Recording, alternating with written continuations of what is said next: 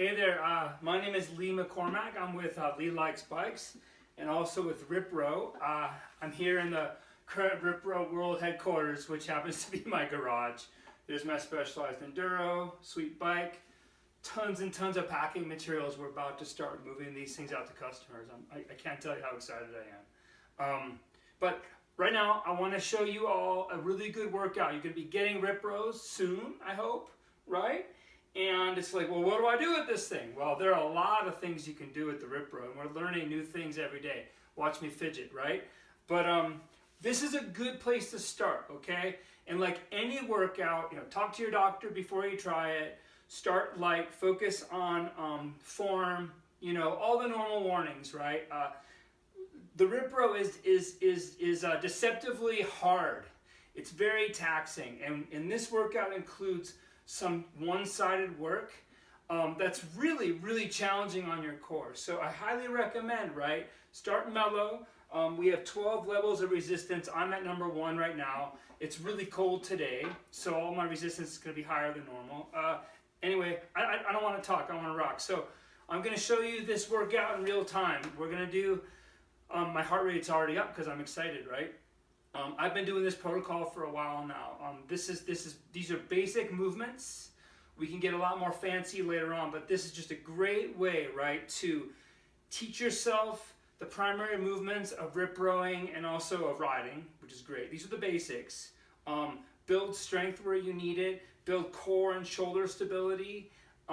Build strength, build endurance. And I'm telling you, it doesn't take much. Like a couple of these workouts, if you ride bikes, and you're on trail, you're going to notice a difference because your subconscious will pick it up. So I'm going to start. So this is a 10-minute workout. We're going to do it live. I have my notes on the floor here, okay?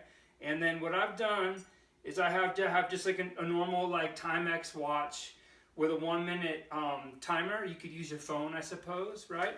But I like a minute because I'm kind of have a short attention span, and I can do anything for a minute. So here we go, right? We're starting off with the RipRow at number 1. We're not using the pedals right now. We're just standing on the deck. The steering column is set right now to rotate, okay? And we'll switch it up later on. All right, here we go, right? So I'm starting my timer. The first pattern, we call this the shred lift. It's exactly like a deadlift, but it's for shredders. And we're going to do this for a minute. And so focus on keeping your knees above the middle of your feet. Okay? The balls of your feet are on the middle slots. That's where motorcycle pegs would go. So we'll call this moto position. This is a great position to start off in because probably your hamstrings are tight when you wake up in the morning. So this is nice and neutral. I'm trying to get my hands and my hips as far from each other as I can. I'm guessing that my torso is pretty level, right? That's the goal. So I'm not going down into a squat right now. Whew. I'm folding into a hinge. This is just like your attack position when you're going downhill. My heart rate's already responding. Hands are relaxed. This is all about hips and core. Hands go away from hips, hands come toward hips. Okay, now we're going to go to a low row. I'm going to get in my hinge, and I'm just going to basically push and pull. At the very basics, get down here in your attack position, keep your hips stable. If you're a little bit more advanced, like I am, you can add some hip. I am the current but temporary RipRow World Champion. As soon as you all get it at home, you'll beat me. But for right now, I'm the man. Okay? So see how I'm incorporating my hips? If you don't know how to do that, that's fine. It's hard enough. Just work this. Gosh, my heart rate. This is the lightest resistance too. Okay, I'm going to let my hips, this is how it works on the bike in real life. The hips start the pull, the lats finish the pull. Hips, lats, just like rowing a boat. Oh boy. Holy cow, okay. Damn. And then, now I'm going to lock the steering straight. I got to go fast. Now, we're going to do a shred lift, but with one side. Okay? This is so much core, you can't believe it. Just let your non-working hand hang out. Okay, same deal. We're just working that full range of motion. You can feel a lot of like rotational forces through your core, your torso. As Coach D. Tidwell says, in mountain biking, we don't have to be able to rotate like the way a golfer does or a baseball player, but we have to be able to manage rotational forces. Whew, and I'm really doing that right now. Try your best to keep your body straight on top of the RipRow, sternum on top of the frame. I've been doing this for a while. I'm making it look easy, but it's not. Whew. All right, switch. So this is one reason I love the locking steering column, is you can do this sort of thing, right? There. I used to be a speed skater. So getting that big range, opening up our hamstrings, getting some good power out of our butt. There's also a lot of lat here. When I go this way, it's like a crunch. There's a lot more, there's a lot of core, a lot of abs, right? Whoa, whoa.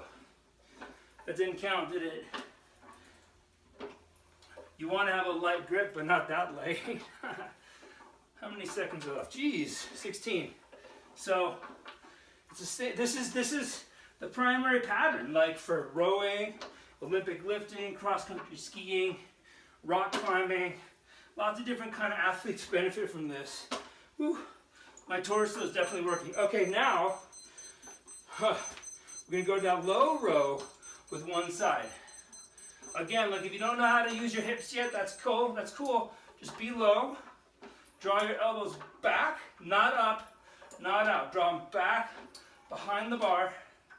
Just hanging out here is hard. Like, how many of you, if you're mountain bikers or motocrossers, you get tired in your attack position? Well, this teaches you, not only does this make you stronger in that position, but it teaches you how to be efficient there. I'm going to incorporate some hip. So I'm just in the shred lift, we stand straight up, right? In this one, we try to manage the full range of the bar, but we stay hinged. It's a lot of work, dude. Again, start easy. I mean, this is level 1. It's hard enough, right? If you're in a hotter room, my garage is about 30 degrees, then the oil moves easier. Ooh, yeah. Switching, right? I have bad shoulders, so this is a really good way. I do this a lot. It's a good way to build that stability in my shoulder. Also, it kind of gives me that like lizard level confidence that, hey, my shoulders actually work now. A couple years ago, I was going to get a shoulder replacement surgery. I'm like, oh, see, I'm getting tired. My core is really getting tired. So let's get back to the hinge. It's really hard, you guys. I already trained today, but that's no excuse. Okay, 10 seconds. No, that was 20. We're still going here. Just, man, I'm telling you, like, if you're all the way hinged, like I am right now, it's not that hard on your low back. If you're all the way up, it's pretty easy on your low back. What sucks for your low back is right here in the middle. Really bad leverage. And that feels bad on the bike too. So we just did that. Oh my God. All right, so now we're going to, hang on, I'm gonna stop my timer. I got lost. My heart rate's too high, I can't think. That was a low row, low row. Okay, now, you ready? I call this the pattern the fours. This is my fave. So we're gonna go with both hands. We're gonna start down here. It goes 1, 2, 3, 4. That's 1 rep. 1, 2, 3, 4. 1. I'm gonna do this for a minute. Since we have both sides, we're a little stronger so we can speed up, right? And then of course you're gonna start to feel your cardiovascular system start to really work. Oh, I can feel that my form's not perfect. I did hill repeats before this and RipRow. This is good though. So it's like up a big rock, down a big rock. Pump a rock, pump a rock. Wah, wah, wah, Wow, tell me when the minute's over, okay? You can actually, since this is a real-time video, you can do this with me, right? This is the fours. This is a really good pattern. Okay, now, oh my God, whew, heavy duty. We're gonna do the same pattern with one arm. So you won't be able to withstand as much work here. This is more about focusing in on your weaknesses, having good technique.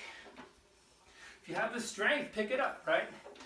Because you have to be efficient. So this could basically be 10 minutes of all your core, all your squatting, deadlifting, pulling, pushing, and cardio all at once. So if you have it in you, you know, give it some effort, right? But make sure you're safe.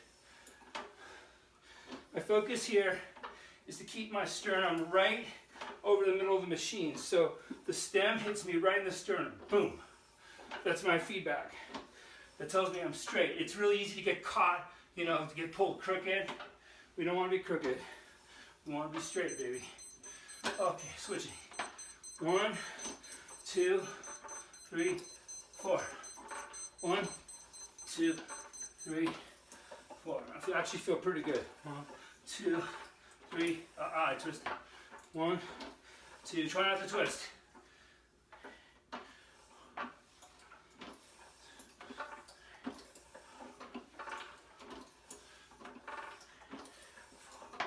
One, 2, 3, 4.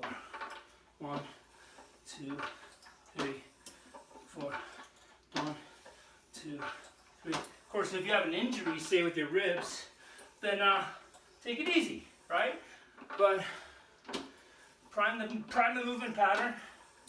Get your work done. This is only a 10-minute workout, but dude, you're doing a lot in these 10 minutes. All right, last minute, we're gonna go back to that 4 pattern with 2 hands. So if you have it in you, you can pick up the speed or you can increase the resistance.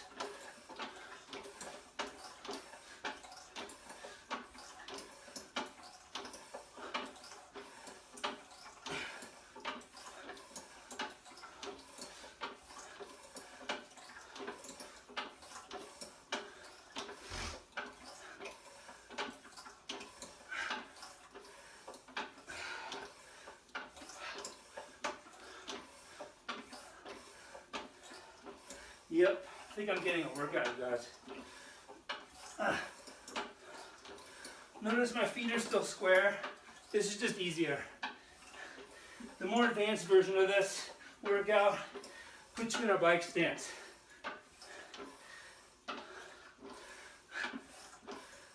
Gosh, longest minute ever. So that was 10 minutes of work. Hoo-wee. My heart rate's about 150 to 160, which is like sweet spot for aerobic work. It's perfect. As you gain confidence in this, you can increase resistance to get more strength work. You can also go to a bike stance. I recommend when you're working with your left arm, put your left foot forward. Okay? It's like pumping a left turn. When you're working your right arm, run your right foot forward. If you're doing the fours pattern, or if you're doing something with both hands, you can just pick a foot forward. I highly recommend choosing your non-favored foot most of the time. Or halfway through the set, you can switch, right? So that was a good 10-minute workout. I hope you find that valuable. We'll see you soon.